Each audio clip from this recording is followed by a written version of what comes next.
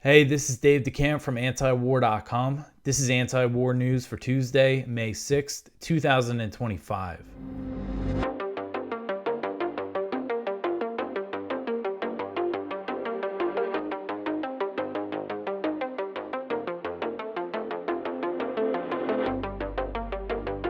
All right, the first story at the top of antiwar.com today: Israeli government okays plan for the full occupation of Gaza.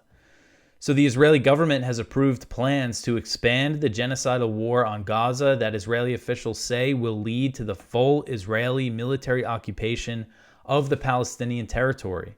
The plan involves capturing more territory in Gaza, expanding the so-called buffer zone, where the IDF has demolished virtually every structure, and forcibly displacing Palestinian civilians to move all of them into one small area of southern Gaza.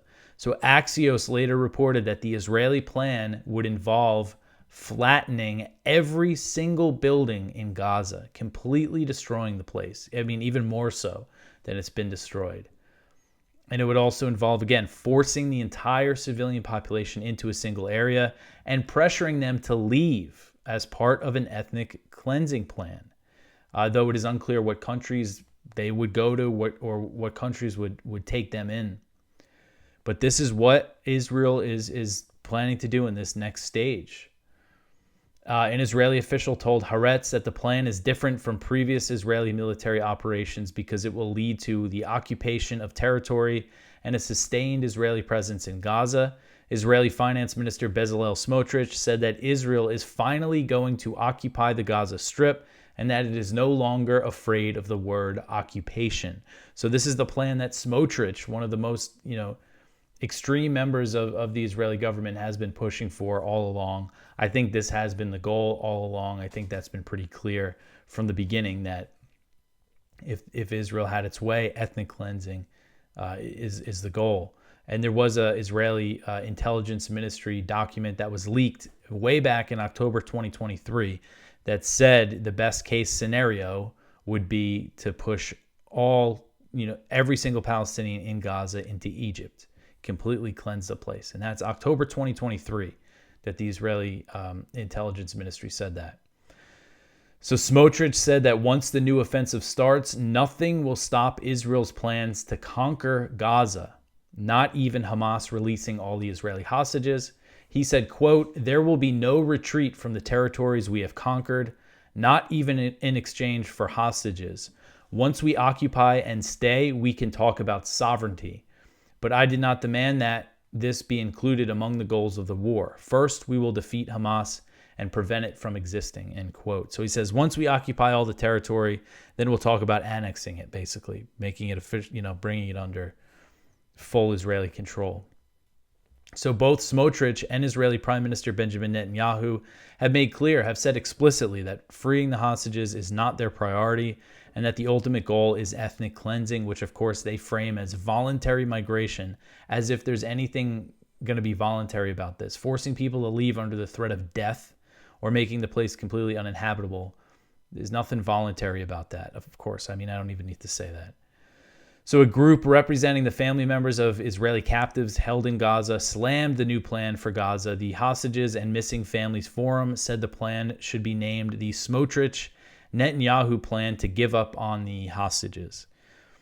So an Israeli official said that Israel would allow a window to reach a hostage deal with Hamas during President Trump's visit to the region, which will begin on May 13th, before launching the offensive. But I mean, as things stand, a deal does not seem likely at all, since we've had Hamas repeatedly offer to release all the hostages in exchange for a permanent ceasefire. And Israel has rejected that. They've completely rejected the idea of any kind of permanent truce. Everything they're offering is temporary. And, because Hamas knows that, Netanyahu's making very clear, he said again explicitly that his goal, long-term goal, is occupation and ethnic cleansing. So Hamas isn't going to agree to a temporary deal to give up what little leverage it has. I mean, that's just the reality, however you feel about that. And the chances of a deal here just seem completely slim. The Axios report said that President Trump is not pushing for a ceasefire deal and has effectively given Prime Minister Netanyahu a green light to do as he sees fit. So that's based on Israeli sources who said Netanyahu can just do whatever he wants. Trump's not going to push for a ceasefire. And I think it's pretty clear that Trump's not pushing for a ceasefire based on what we're seeing happen today. So, and then this next one here, I mean, it's just the pictures and everything that's happening in Gaza, just an absolute nightmare that's being 100% supported, funded by the U.S. So Israeli strikes, this is the next story. Israeli strikes kill 51 in Gaza as another baby starves to death. So Israeli attacks on Gaza killed at least 51 Palestinians since dawn on Monday, medical sources told Al Jazeera, as another baby starved to death in the Strip due to the U.S.-backed Israeli blockade. According to the Palestinian news agency Wafa, Yusuf al-Najjar, a 4-month-old baby, died of malnutrition. Yusuf weighed only 3.3 pounds when he died, less than 1/4 of the average weight for his age. 3.3 pounds, a 4-month-old baby. Mothers suffering from malnutrition cannot produce breast milk for their babies, and they have a lack of protein in their diet, and that's what they need to produce it. And the Israeli blockade is blocking the delivery of baby formula. So we're seeing babies starve to death. We're seeing picture every day, see different babies, very young children looking completely emaciated, like this picture here of this baby in Gaza. And this is, again, I mean, this is being funded by our tax dollars. The starvation of Gaza is being funded by our government, by providing Israel with all this military aid that it does. So UN agencies and other aid groups have said they have trucks ready to go, ready to enter Gaza, but Israel continues to block everything. And the Trump administration is backing this collective punishment of the civilian population, this starvation of Gaza. You have Randy Fine, the new congressman from Florida. He said something on Twitter about this. He said, starve them away. It's just absolutely barbaric what's happening here. So again, I mean, I really need to start putting more focus on the humanitarian situation in Gaza, because it looks like, we're already seeing babies die of malnutrition. I think if things don't change, we're going to see like mass starvation. All right, so the next one here, details on Israeli strike that launched a boy on roof in Gaza. So there was a video that came out last week or maybe 2 weeks ago toward the end of April. One of the most horrific videos I've seen come out of Gaza in the past year and a half, and that's saying a lot. I'm sure a lot of you saw this. This is kind of the censored version of the video from Middle East Eye that we have here. And it's a young boy, on a roof in Gaza right after an airstrike. And he's yelling for help. And I mean, it's covered in soot, covered in blood. And behind him is a corpse, is a dead person who turned out to be his father. And then the camera pans and you basically see what are pieces of a little girl, which was one of his sisters. Again, just one of the most brutal and graphic videos I've seen come out of Gaza. So we got some details on this strike. So the Israeli airstrike that launched a 7-year-old boy onto the roof of a neighboring building in Gaza and killed 15 members of his family, including his 5 sisters, targeted a Gaza finance ministry official who was released in a prisoner swap just 2 months earlier.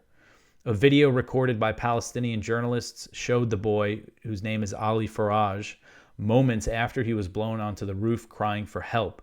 Nearby was his dead father and the pieces of one of his sisters.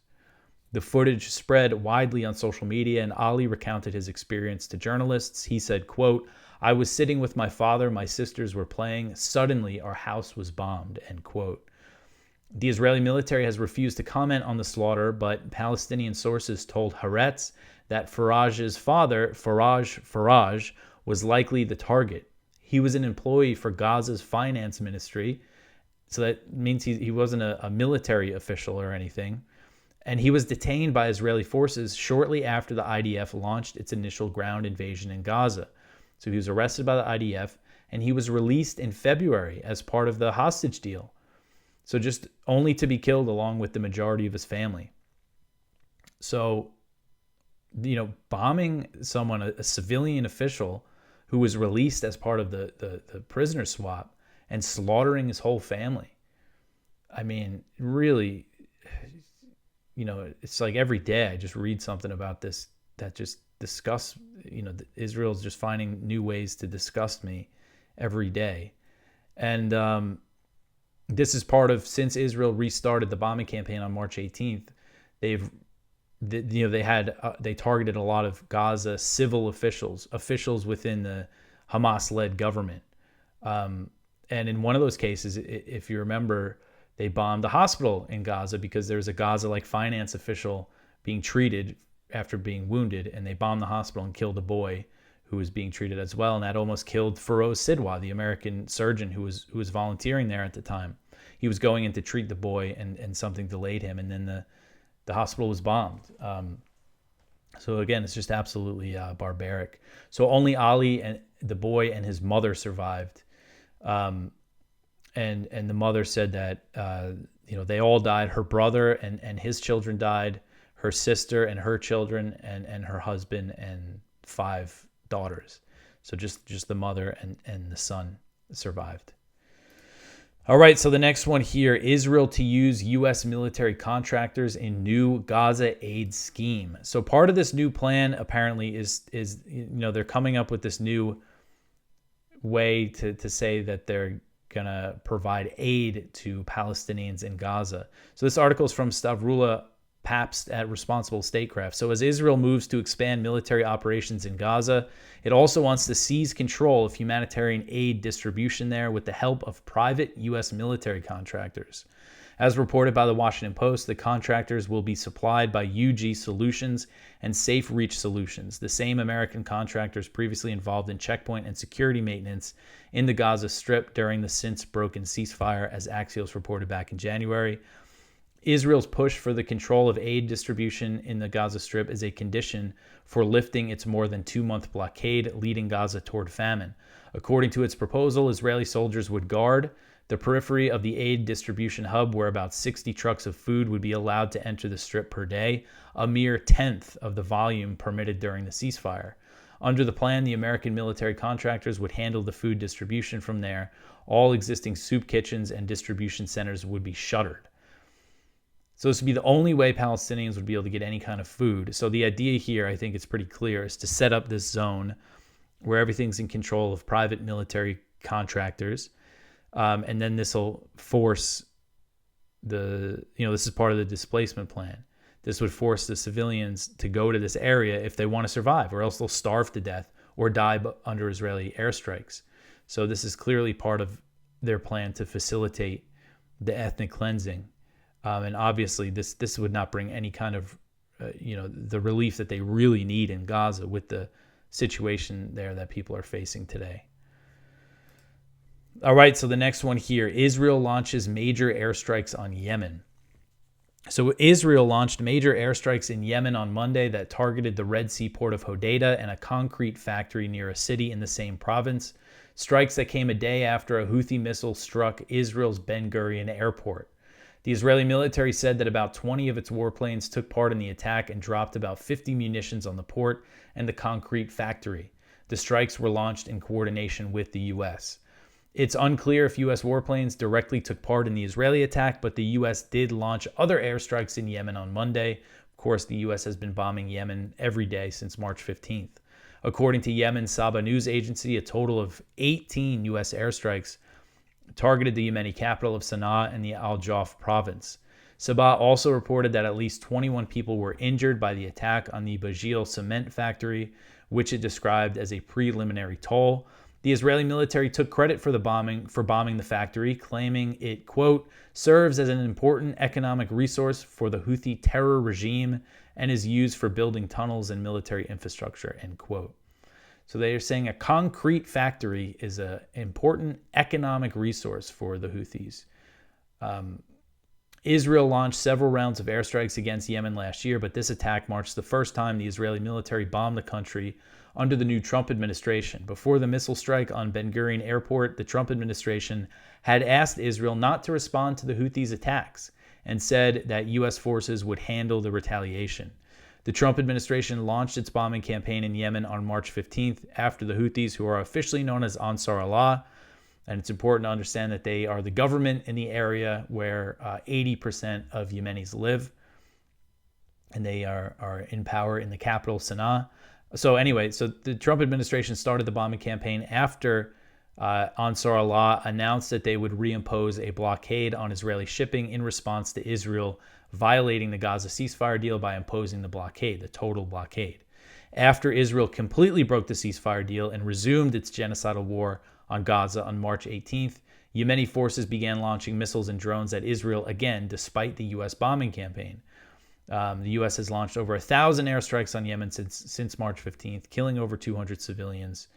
But the Houthis remain undeterred, and so this continues, another escalation here. Now Israel's launching airstrikes again. We saw the UK recently join the US again in airstrikes on Yemen.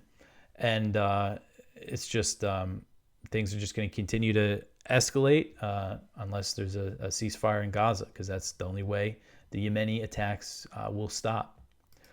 All right, so the next one here, Trump administration is hiding American casualties of Yemen war. So this article is from Nick Turse at The Intercept. So the Trump administration is unwilling to level with the American people about the costs of this unauthorized war in Yemen. U.S. Central Command, the Office of the Secretary of Defense, and the White House are keeping the number of U.S. casualties from the ongoing conflict secret. This amounts to a cover-up. Members of Congress are calling for accountability. So he gets into some of the background here, which we all know about. So he mentions earlier this week, he wrote this last week. So last week, a fighter jet fell off the side of the USS Harry Truman. And this was during a drone or missile attack on the aircraft carrier. It made a hard turn. One sailor was injured in the chaos, and the $60 million plane was lost to the sea. It was lost in sea. But when the Pentagon is asked, how many other casualties have there been? Have there been other U.S. casualties? They declined to answer. So when The Intercept asked the Office of the Secretary of Defense for the number of casualties sustained by U.S. forces in the campaign against the Houthis, the Pentagon balked at providing a number and referred them to CENTCOM. The Intercept then did ask CENTCOM, and CENTCOM said, quote, on background as a defense official, we refer you to the White House, end quote. So the U.S. military referring to the White House for military casualties is not normal. And as Turse says, who's a veteran reporter covering things like this, he says this is not standard operating procedure. And under the Biden administration, the Office of the Secretary of Defense and CENTCOM provided detailed data on attacks on military bases across the Middle East, including to Turse. So just more of this lack of transparency. I mean, they've just shared nothing about this unauthorized war that they're waging in Yemen. All right, so the next one here, U.S. to transfer Patriot missile system from Israel to Ukraine. So this one is from Kyle Anzalone at the Libertarian Institute. So the Trump administration is moving forward with a Joe Biden-era plan to move a retired Patriot missile system from Israel to Ukraine. Washington will upgrade the air defense platform being transferred. Will upgrade the platform before it's transferred to Ukraine. The New York Times reported the move on Sunday, citing current officials and former officials who said that Trump plans to go through with this plan despite his stated objections to continuing what he calls Biden's war in Ukraine. So the plan to transfer a Patriot battery would also see Germany or Greece sending a second system, giving Kiev a total of 10, although 2 of the Patriot batteries that Ukraine currently has are not functioning. So it looks like the U.S. also recently sent a Patriot missile system and an extra THAAD air defense system. So they have 2 of these THAAD air defense systems in Israel and another Patriot system. So the U.S. has sent quite a bit of air defenses to defend Israel. But this is another sign, sending another weapon system to Ukraine, that the Trump administration is kind of digging into this proxy war and sending the signals that it's planning to continue fueling this conflict. All right, so the next one here, the U.S. launches more strikes in Somalia's Puntland. So U.S. Africa Command said on Monday that its forces launched 2 airstrikes in Somalia's Puntland region, targeting the local ISIS affiliate. AFRICOM said one strike targeted the Maral region in Puntland on May 3rd, and the other struck the Golis Mountains on May 4th. So this is northeastern Somalia. The attacks mark the first known U.S. airstrike in Somalia this month. In both strikes, AFRICOM said that they were launched in coordination with the U.S.-backed federal government, but the federal government, which is based in Mogadishu, does not control Puntland, and the U.S. has been backing local forces there on the ground against ISIS. AFRICOM offered no details about potential casualties, saying that, quote, specific details about units and assets will not be released to ensure continued operation security, end quote.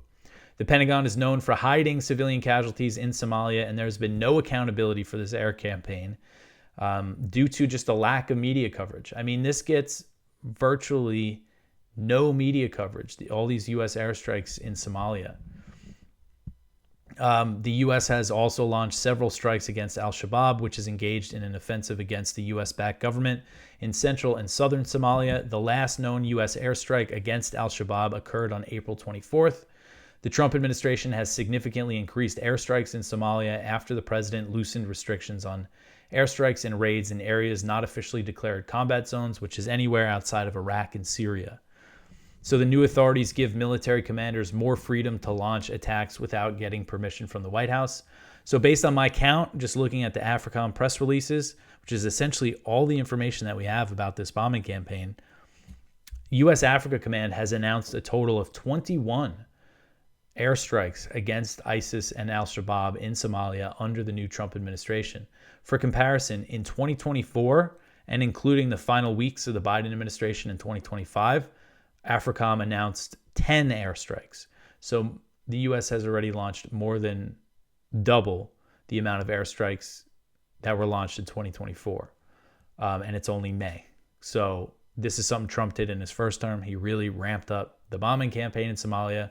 And what good did that do? I mean, what progress what was achieved there? So it's unfortunate that it looks like Trump's just escalating in Somalia. Again, just taking the advice of, I know Sebastian Gorka on the National Security Council has been pushing for escalation in Somalia, and Trump's just going along with it. And it's not a surprise considering how heavily he's bombing Yemen and all the other warmongering that he's been doing here. All right, so the next one here, bill to impose major penalties for Israel boycott. So this article is from Matthew Petty at Reason, and it's a good explainer of this anti-boycott legislation that for now has been shelved. So this week, the House of Representatives was set to vote on the International Governmental Organization Anti-Boycott Act, which would arguably be the most draconian measure of this kind to date. It would impose a maximum 20-year prison sentence or $1 million fine for complying with international human rights sanctions against a U.S. ally, including by furnishing information. The bill's sponsors are bipartisan. Representatives Mike Lawler from New York, he's a Republican, and Josh Gottheimer, Democrat from New Jersey. And so are its opponents, after running into unexpected Republican opposition, including from lawmakers who vehemently oppose boycotting Israel, such as Representative Marjorie Taylor Greene and Anna Paulina Luna. The vote was quietly postponed. The libertarian-leaning Representative Thomas Massey revealed on X on Sunday night, and of course Massey's against this bill as well. So although the bill is on ice for now, the anti-boycott laws that it is built on are still on the books. So there's some good background here that I wasn't really aware of. So in response to the Arab League embargo on Israel, the Carter administration adopted export regulations in 1977, banning American businesses from heeding an agreement with, a requirement of, or a request from a foreign government to boycott a friendly third party. Congress tightened the restrictions in 2018, imposing a maximum 20-year prison sentence or $1 million fine for violations. Complying with a boycott includes furnishing information to boycott countries or even failing to report a foreign boycott request to the U.S. Bureau of Industry and Security. Last year, an American company was fined $151,000 after it did not tell the U.S. government that its distributor in the UAE wanted it to stop selling to Israel. So the IGO Anti-Boycott Act would expand unauthorized boycotts to include campaigns by international institutions like the United Nations and the European Union. The preamble to an earlier Democratic-sponsored version of the bill, which failed in 2018, specifically accused the United Nations Human Rights Council of sponsoring a commercial boycott of Israel by publishing a list of businesses that is considered complicit in Israeli rule over Palestinian territories. So there's a lot of ways that this could be, go beyond even what it's saying. It's making it sound like this list of businesses involved in the Israeli settlements is a form of boycotting, just sharing that information. So say, ways that this law could be applied to an American, say they provided information or about companies that do business in the illegal Israeli settlements to the UN or something, or to some organization like that, then they could potentially face penalties if that's how they're going to interpret that kind of act under this law. So it's a really concerning bill. And I like this article because it highlights the fact that there's already these bad laws related to boycotts. And this is all about Israel, of course, protecting Israel. And the Mike Lawler, who introduced the bill, made that very clear. The bill doesn't specifically mention Israel, but in his statement introducing it, he said it's to push back on BDS, and it's essentially to help Israel. So good that there's some right-wing pushback on this in the House. And so for now, it has been shelved. But we will see. So the next one here, the National Endowment for Democracy goes dark. So this article is from All Source Intelligence. It's a Substack page. It's written by Jack Paulson and Lee Fong. So the National Endowment for Democracy, this is how the U.S. meddles, one of the ways that the U.S. meddles in other countries' affairs, and funding, all these opposition groups in other countries and everything. And so I covered a few months ago, the National Endowment for Democracy lost its funding from the U.S. government as part of the foreign aid pause. Well, that funding is back. And now the NED just recently announced that they are going to stop publishing where their grants are going. So one thing about the NED that was nice, I remember when I first started writing for antiwar.com, I used it a lot because you could see, how involved is the U.S., in, say, funding the opposition in Bolivia, let's say. You could go to the NED's website and it gives you this list of all these different groups and things that the U.S. is funding. And a lot of times you'll see that it's the opposition of the whatever the ruling government is. And it really goes to show how the U.S. meddles all over the world. It's one of the ways that it does it. But now they released, they're saying that they're going to conceal the names of recipients of its programs from the public.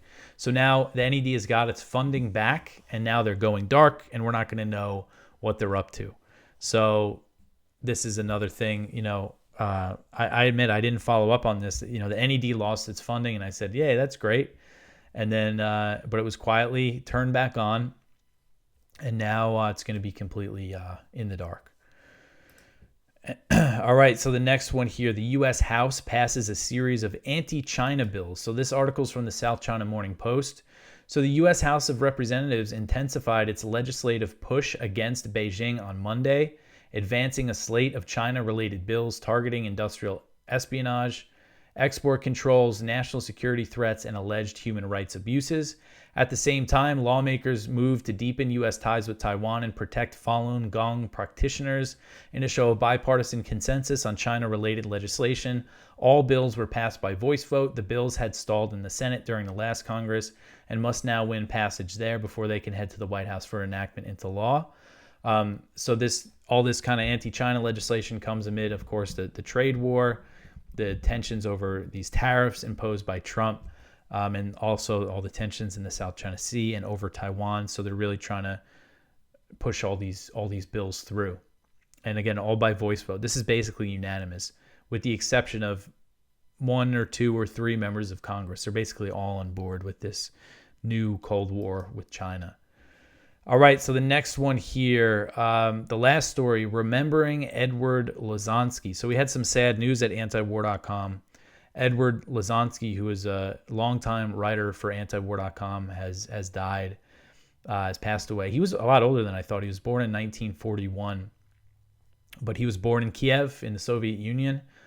He moved to the United States in the 1970s, became a U.S. citizen, and lived in Washington, D.C. He founded the American University in Moscow, and basically after the end of the Cold War, he worked toward good relations and peace between the U.S. and Russia. And he was writing, I checked the last article that we had from him was about a month ago. It was less than a month ago, April 22nd. It was published, and he's been pushing for peace and between the U.S. and Russia and good relations. So if you want to go check out his columns, he's written a lot in our Viewpoints section and also on our blog. He was a real expert on Russia and U.S.-Russia relations, and we will miss him. All right, so that is it for the news for today. Please go check out our Viewpoints, one from Joseph Terwilliger, How Kursk Changed Everything and Opened a Window for Peace in Korea. One from Matthew Petty, Should Sharing Information About Israeli Businesses Get You 20 Years in Prison? That's actually the same Reason article that I went over. We were just running it in 2 places. One from Mitchell Plitnick, Biden staffers admit what we all knew. White House lied about ceasefire efforts. One from Eric Margulies, Will we see mushroom clouds over Kashmir? He's written quite a bit about that part of the world. And our spotlight is from Brandon Buck, The Inspiring Legacy of Anti-War Conservatism. So I really like this article from the American Conservative. And it's kind of a response to people going after the more conservative, right-leaning people who are speaking out against war and U.S. support for Israel and kind of the slander being thrown at them. So Brandon gets into how there was opposition to the U.S. Supporting Israel, decades ago, among Republicans in Congress when things started, like after the 67 war, after the 1973 Yom Kippur War. So it's interesting. And I really like Brandon's work. He just published a dissertation. He's a PhD student, and his dissertation, I've been meaning to read it. It's very long, obviously, is on right-wing and libertarian opposition to U.S. foreign policy. So basically, like the history of the anti-war right, which I find to be very interesting. That's something Justin Raimondo wrote about his book, Reclaiming the American Right, if people want to learn about it. And that gets into the history of the neocons and everything. So it's just a topic that's always really interested me. So go check this article out. But that is it. That is everything. You could always support this show by liking, subscribing, commenting. Follow us on social media. Tell your friends about antiwar.com.